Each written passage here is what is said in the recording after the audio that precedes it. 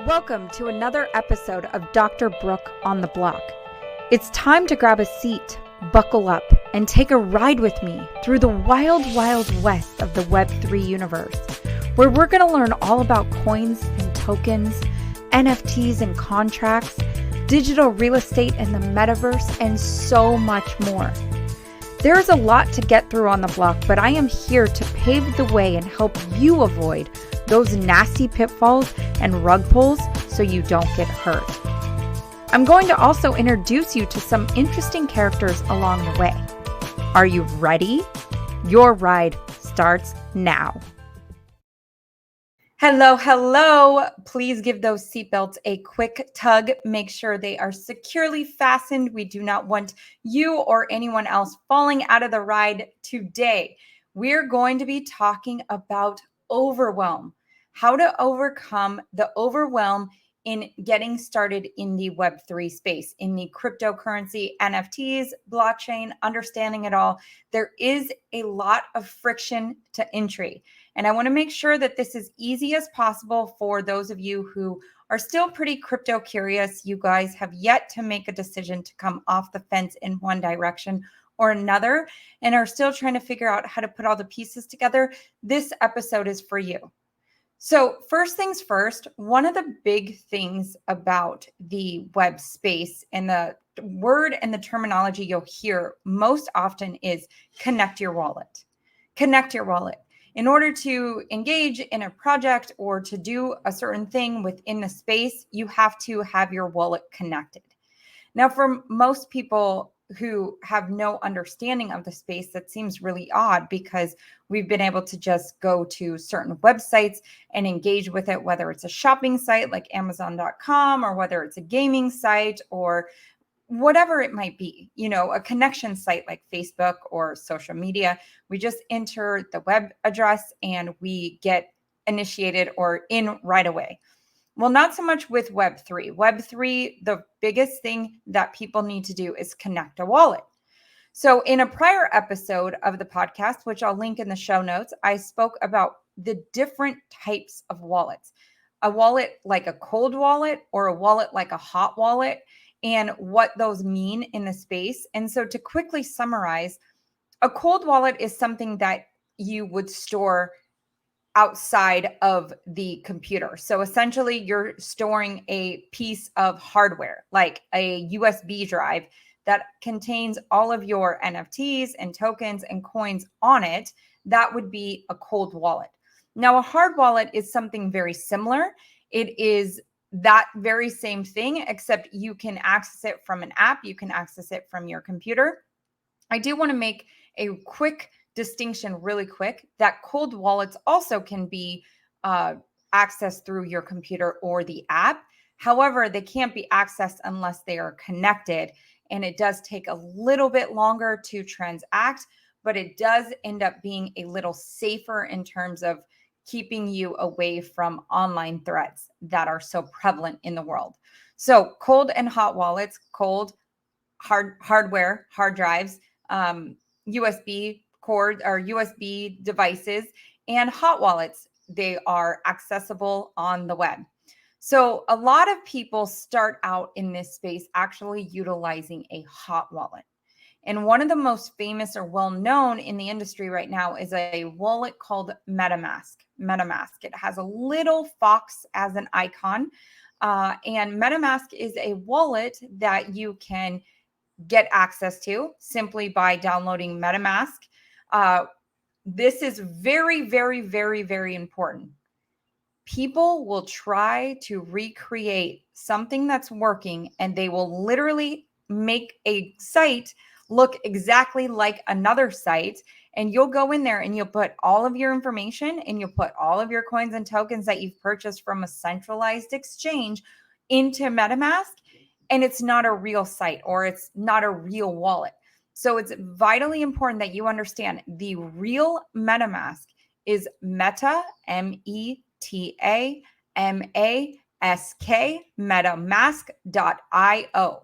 metamask.io. It's not a .com like the traditional website ending that we know. MetaMask.io. So starting there, downloading a MetaMask wallet and going through the prompts to get it initiated and set up. Well, part of that prompt is writing down the security phrase that they gave you. Don't take a picture of it. Don't keep it in your phone. Don't have it somewhere where someone can find it. Don't hide it from yourself either. Make sure you're putting it in a place that you know where to locate it with, because once you have a substantial balance in there or substantial assets as we continue to keep moving through this space, you're going to want to be able to access that and go, not be one of the people who many years ago threw away hard drives with multiple different Bitcoin on it. People who've, lost their security phrases and they have multiple Bitcoin. You don't want to be part of those horror stories. So it's important to, when you get those security, those words, those 12 to 24 words, with MetaMask, it's going to be 12 words. When you get those 12 words, write them down in a very secure location. Something I hear people doing, I have not yet done myself, but definitely contemplating it, is getting a safe deposit box at a bank. People store a lot of valuable assets in them, right? They're outside their home. They can't be exposed to break-ins. They are held, security deposit boxes are held in the vault at the bank.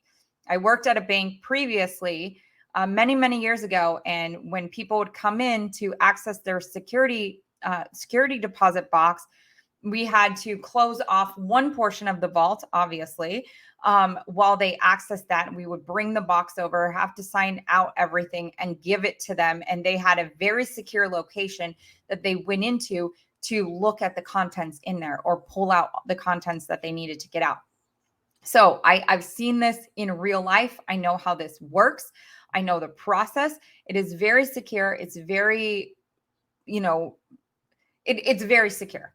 So there's no fear in having your stuff in a safe deposit box at a bank. If the bank did go belly up, they would contact all the people that are holders of the safe deposit box there, and you would have access to getting your stuff back. So those 12 words, write them down. It's important. Put them in the order. Do what you need to do to keep track of those, because those are going to be your private keys. I want to take a moment here and tell you the difference between a private key and a public key. So when you get a MetaMask wallet, you're going to be given a wallet address. And that wallet address is going to be a string of numbers and letters that may not mean much to you at all. 0x blah blah blah blah, or 3b52 may not mean anything at that in that moment in time for you. But that is your public wallet. That is the public wallet address that you would be transacting with. Well, why would you give somebody your public address? Well, you give them your public address if they are doing something for you in the space. Say they're airdropping you something. Say you're needing to, have a buddy of yours transfer funds into your wallet.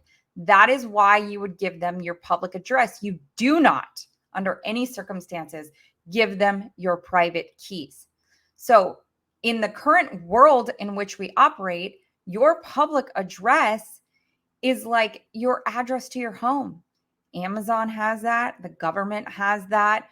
Vendors have that. Retailers have that. Heck, even people that you didn't even sign up on their list have your mailing address. And they'll send you all sorts of things in the mail that most likely end up in the trash.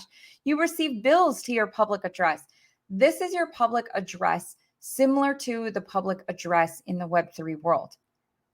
Your private address, your private keys in the Web3 space, private keys are those 12 words. You would never give someone access to your bank account. You would never give your passwords away for very, protected websites. You would not give your car keys just to anybody. You wouldn't give your home keys to everybody. Those are your private keys. So that's the big differentiator between those two. So really getting over the overwhelm is initially getting that first step done in terms of getting the wallet created.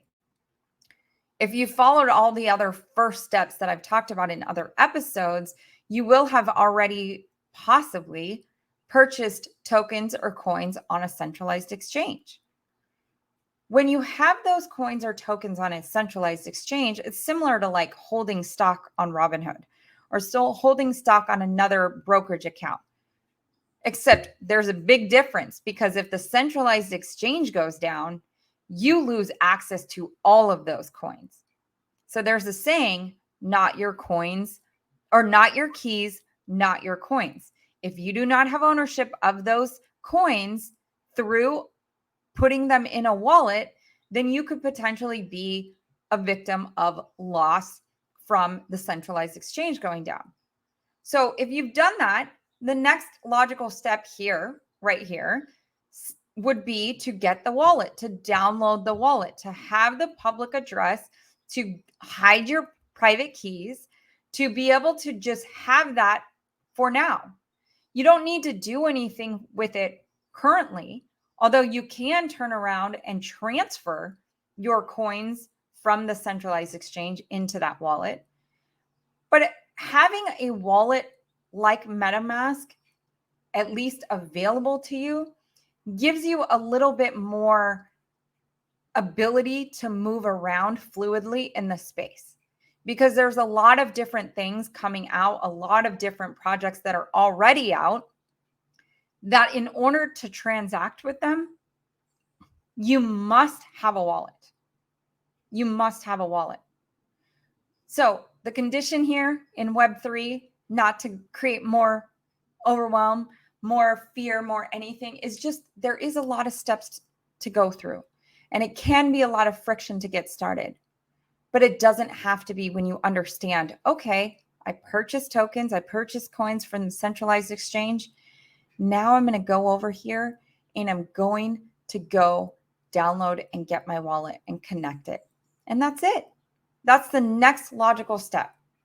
That's it. That helps with overwhelm. That helps with you just kind of being able to like slowly move in, figure things out, kind of move down the rabbit hole a little bit at a time as you go.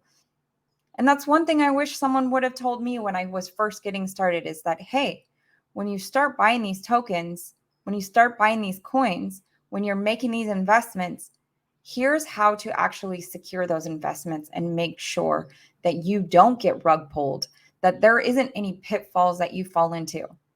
There won't be pitfalls or rug pulls that you fall into with MetaMask if you download the correct MetaMask, metamask.io, not metamask.com. Do not put .com in there. You will have the wool pulled over your eyes and you will be screwed. I will tell you that. And I'm sorry to be so brass, but that is the reality of things. And that is why we're breaking down the wild, wild west of Web3 in a way that's easy to digest, to understand, and really to get a deeper sense of what is happening here. Okay. So today's episode is going to be very short. I wanted to just share that with you. I wanted to share that with you all. If you have questions, please reach out. I am available to you right now. So I am available to you on all social media channels and will be available to you until I can no longer be available to you. But for now, let's talk. Let's work through these little friction to entries. Let's do what we need to do to make a massive impact as we move into the future. We're pulling this train into the station. Make sure you exit to the right, and I will see you on the next one. Have a beautiful rest of your day, you guys, and I will talk to you soon. You made it. Congratulations. That wasn't so bad, was it? I hope you laughed and learned a little bit more about this Web3 universe and how simple and fun it can really be. Would you be so kind as to leave us a review and share it with your friends and family? It would mean so much to get this out to more people as we embark on the greatest transfer of wealth that has ever happened in human history. Can't wait to see you on the next one.